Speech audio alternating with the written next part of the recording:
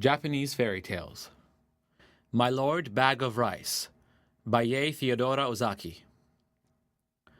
Long, long ago there lived, in Japan, a brave warrior known to all as Tawara Toda, or My Lord Bag of Rice. His true name was Fujiwara Hidesato, and there is a very interesting story of how he came to change his name. One day he sallied forth in search of adventures, for he had the nature of a warrior and could not bear to be idle. So he buckled on his two swords, took his huge bow, much taller than himself, in his hand, and slinging his quiver on his back started out. He had not gone far when he came to the bridge of Seta no Karashi, spanning on one end of the beautiful lake Baiwa. No sooner had he set foot on the bridge than he saw lying right across his path a huge serpent dragon. Its body was so big that it looked like the trunk of a large pine tree, and it took up the whole width of the bridge. One of its huge claws rested on the parapet of one side of the bridge, while its tail lay right against the other. The monster seemed to be asleep, and as it breathed, fire and smoke came out of its nostrils. At first, Hidesato could not help feeling alarmed at the sight of this horrible reptile lying in his path, for he must either turn back or walk right over its body. He was a brave man, however, and putting aside all fear, went forward dauntlessly. Crunch, crunch, he stepped now in the dragon's body, now between its coils, and without even one glance backward he went on his way. He had only gone a few steps when he heard someone calling him from behind. On turning back, he was much surprised to see that the monster dragon had entirely disappeared, and in its place was a strange-looking man, who was bowing most ceremoniously to the ground. His red hair streamed over his shoulders and was surmounted by a crown in the shape of a dragon's head, and his sea-green dress was patterned with shells. Hidesato knew at once that this was no ordinary mortal, and he wondered much at the strange occurrence. Where had the dragon gone in such a short space of time? Or had it transformed itself into this man, and what did the whole thing mean? While these thoughts passed through his mind, he had come up to the man on the bridge, and now addressed him. "Was it you that called me just now?" "Yes, it is I," answered the man. "I have an earnest request to make to you. Do you think you can grant it to me?" "If it is in my power to do so, I will," answered Hidesato. "But first tell me who you are." "I am the Dragon King of the lake, and my home is in these waters just under this bridge."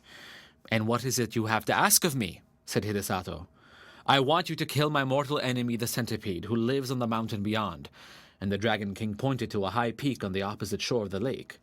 "I have lived now for many years in this lake, and I have a large family of children and grandchildren.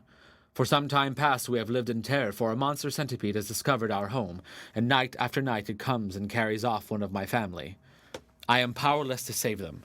If it goes on much longer like this, not only shall I lose all my children, but I myself must fall a victim to the monster. I am therefore very unhappy, and in my extremity I determined to ask the help of a human being.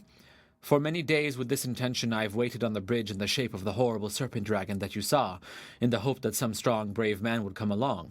But all who came this way, as soon as they saw me, were terrified and ran away as fast as they could. You are the first man I have found able to look at me without fear, so I knew at once that you were a man of great courage. I beg you to have pity upon me. Will you not help me and kill my enemy the centipede?"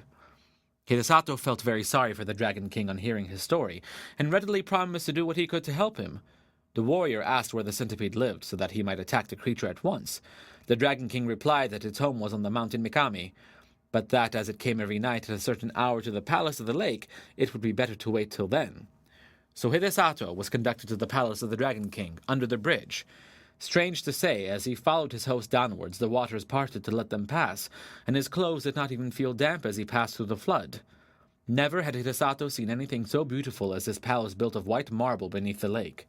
He had often heard of the Sea King's palace at the bottom of the sea, where all the servants and retainers were saltwater fishes, but here was a magnificent building in the heart of Lake Biwa.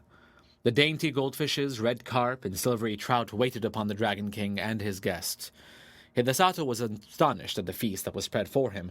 The dishes were crystallized lotus leaves and flowers, and the chopsticks were of the rarest ebony. As soon as they sat down, the sliding doors opened, and 10 lovely goldfish dancers came out, and behind them followed 10 red carp musicians, with the koto and the samisen. Thus the hours flew by till midnight, and the beautiful music and dancing had banished all thoughts of the centipede. The Dragon King was about to pledge the warrior in a fresh cup of wine when the palace was suddenly shaken by a tramp, tramp, as if a mighty army had begun to march not far away. Hidesato and his host both rose to their feet and rushed to the balcony, and the warrior saw on the opposite mountain 2 great balls of glowing fire coming near. Created using Powtoon.